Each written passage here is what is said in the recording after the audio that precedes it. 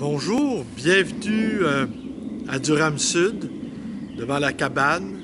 Mon nom est Bruno Lalonde et nous sommes le 11 juin 2022. Alors, je vous lis trois petits passages de Carlos Lizcano, qui est né en 1949. Il est uruguayen et de 1972 à 1985, il a été emprisonné et torturé par la dictature uruguayenne. Et il a réussi à s'extirper de la folie par les mots. Il est devenu écrivain. Il a donné forme au chaos. Alors, et c'est traduit de l'espagnol par Martine Bruer et Jean-Marie Saint-Lut. Alors, je vous lis trois petits passages.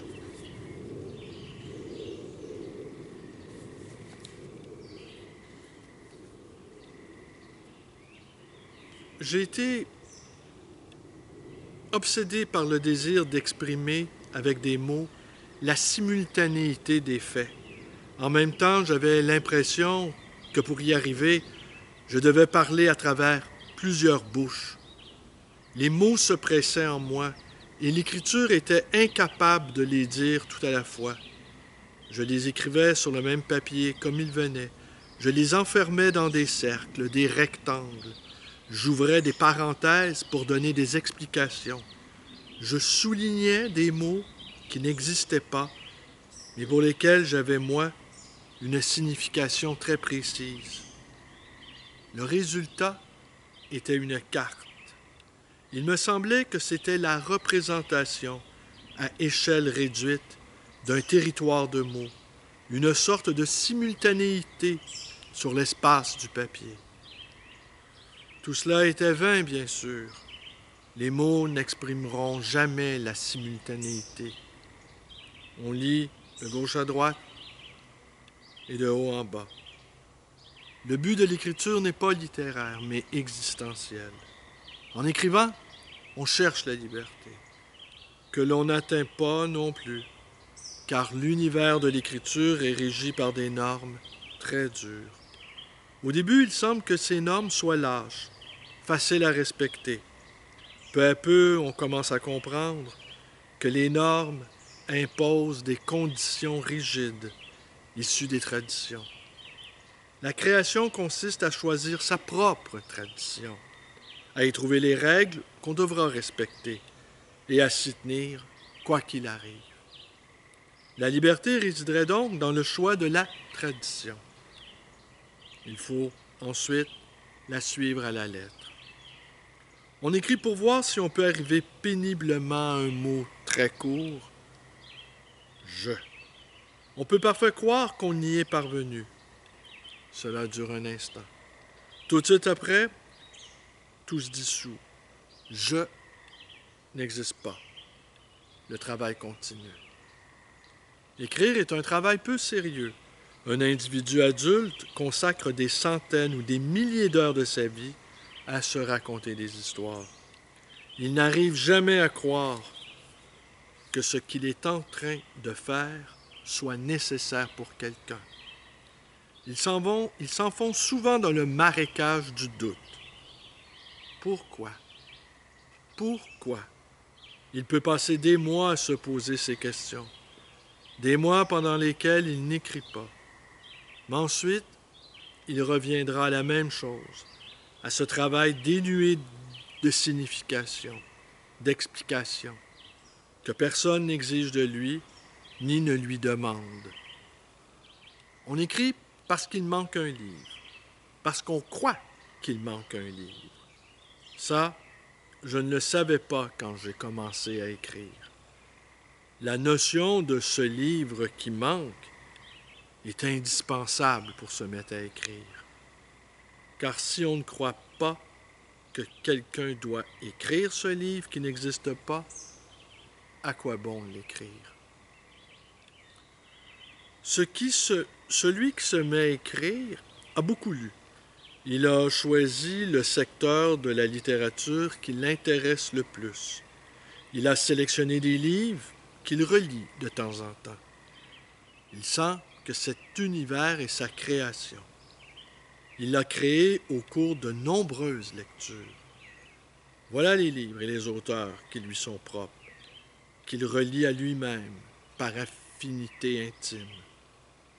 Mais un jour quelconque, il sent que dans cette série, il manque un terme, un livre qui devrait être la continuation des autres. Il ne le formule pas ainsi, mais il le sent. La trouvaille est si prodigieuse que cet individu ne se rend pas compte qu'à cet instant, il va cesser d'être qui il est pour devenir un autre.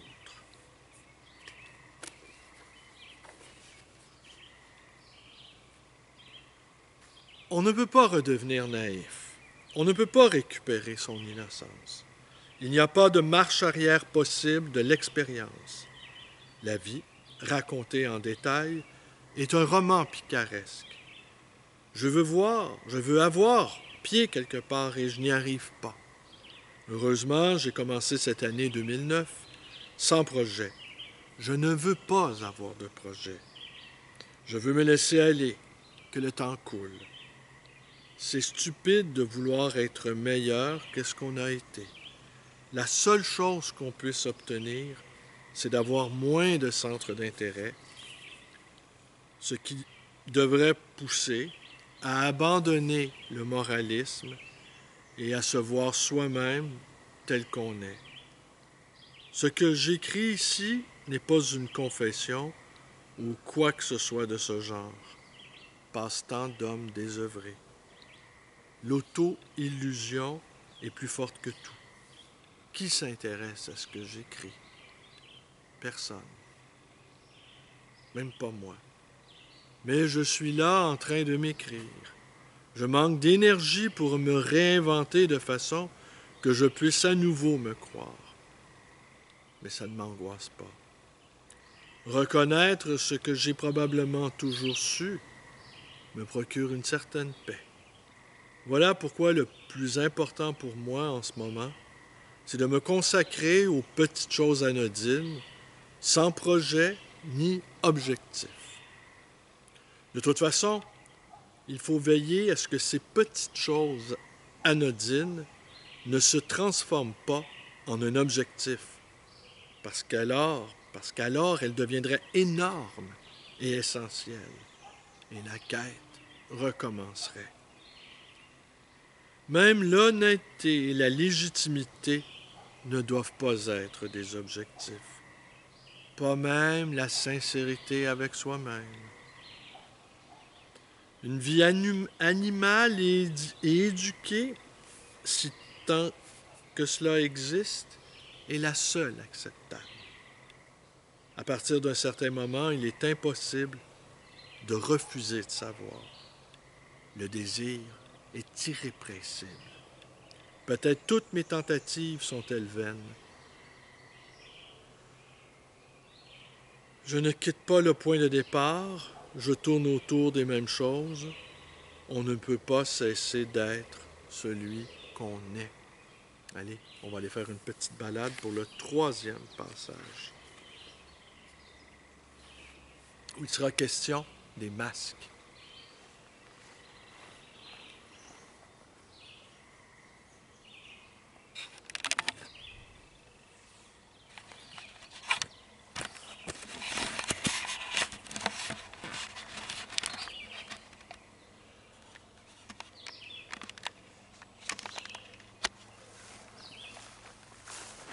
C'est parti.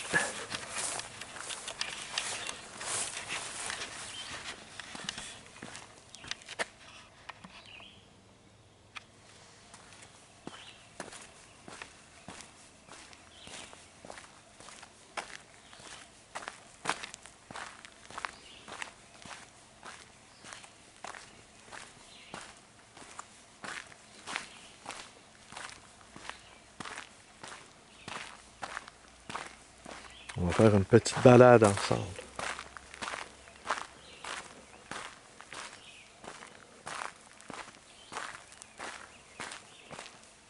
Ce chemin, je l'ai marché sans doute plusieurs centaines de fois. Peut-être même quelques milliers de fois.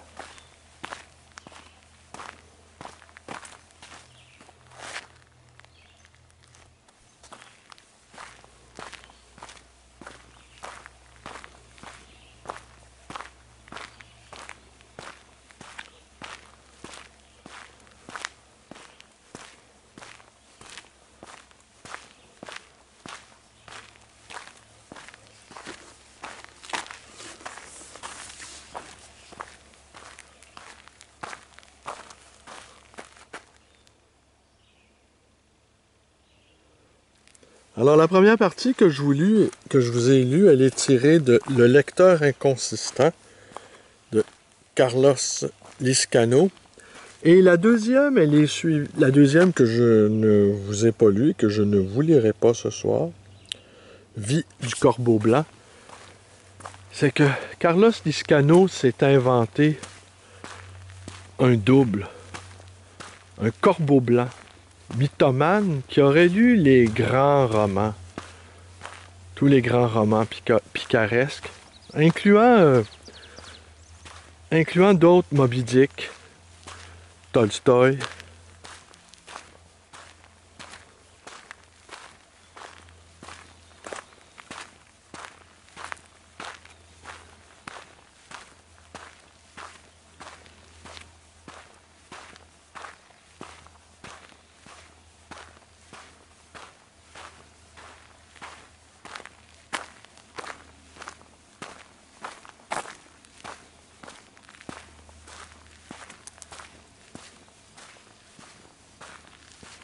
On va aller. On va aller.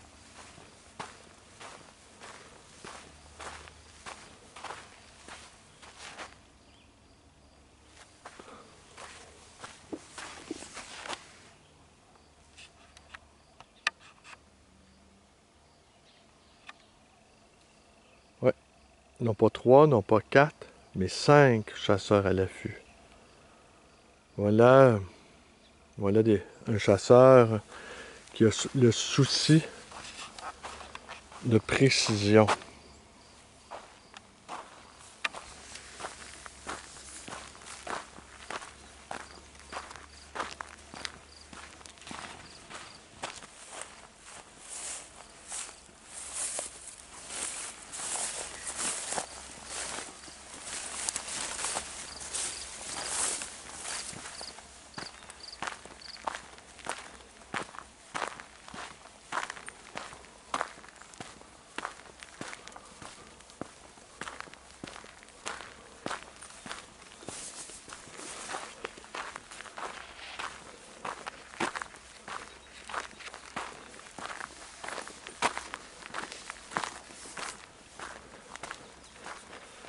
Sur la question des masques, Stig Dagerman, vous savez, l'auteur suédois, il disait que nous portions tous des masques, mais que pour pouvoir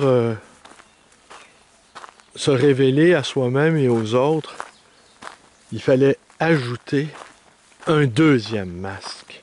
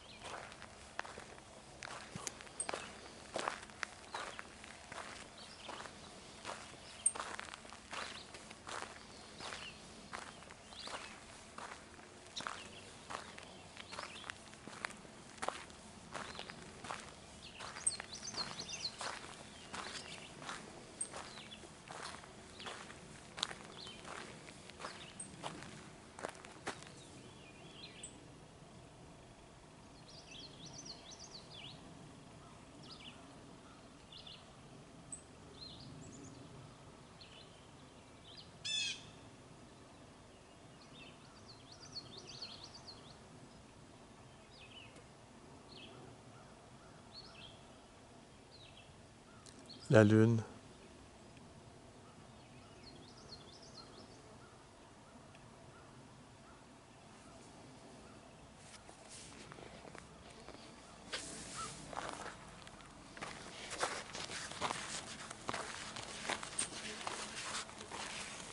Je retourne sur mes pas.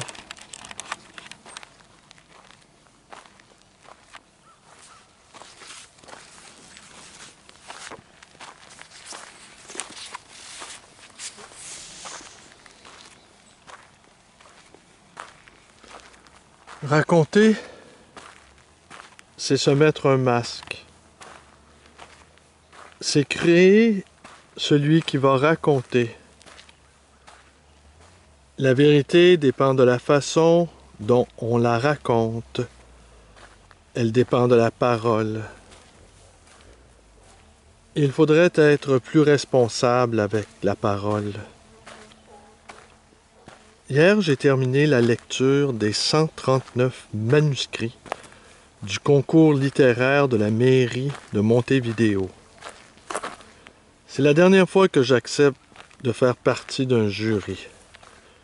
Je me le suis souvent dit, et pourtant, je retombe toujours dans le même piège. La lecture à la chaîne, en si peu de temps, renvoie aux questions fondamentales. Pourquoi écrit-on? Pourquoi? Il est évident qu'on écrit pour soi-même, par besoin d'exister, de se définir sur le papier. N'y a-t-il pas d'autre façon d'y parvenir? Pour certains, non. Cela se voit même dans les plus mauvais textes. La tentative désespérée d'exister et le fiasco de ne pas trouver la façon d'y arriver. C'est raconter, c'est se mettre un masque, alors quand, comme en ce moment, quelqu'un raconte ses propres expériences, est-ce qu'il se met un masque transparent? À travers ce masque, voit-on mon visage?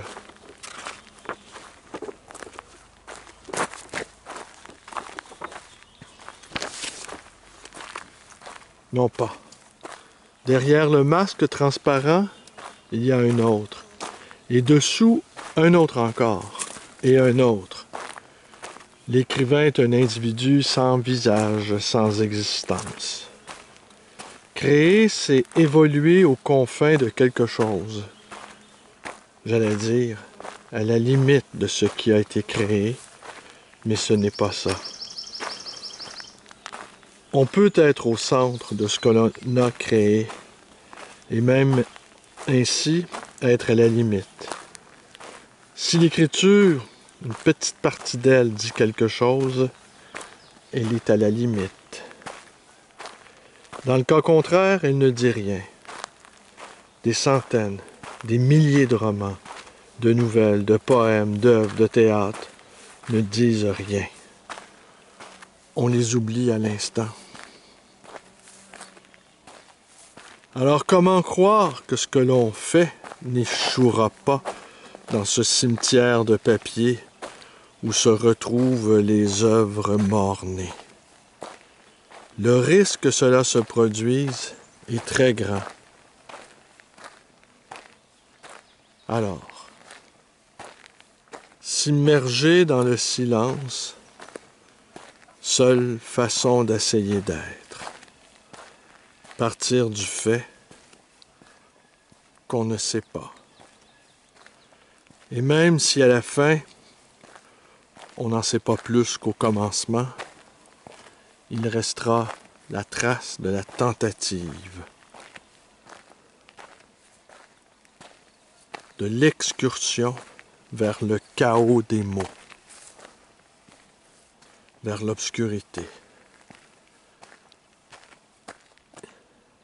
Et de là, on retournera à la vie avant de repartir à nouveau, une autre fois, un autre jour, repartir du même point pour continuer à ne pas savoir. Une vie côtoyant la folie, la déraison, Parce que si écrire n'est pas une obligation, alors pourquoi écrit-on? Peut-être pour pénétrer dans l'obscurité. Écrire contre le bruit de la parole qui empêche de connaître.